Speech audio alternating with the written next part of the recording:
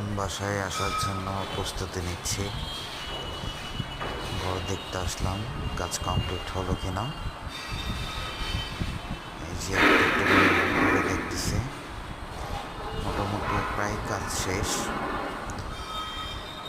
এখন শুধু কিছুটা কাজ বাকি আছে, এটাও 1 মাসের মধ্যে কমপ্লিট হয়ে যাবে ইনশাল্লাহ।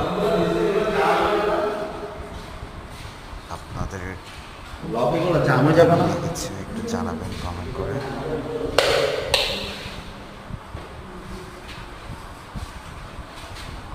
সব কিছু ডেকোরেশন আমি প্রত্যেকটা জিনিস নিজেই পছন্দ করে করছি।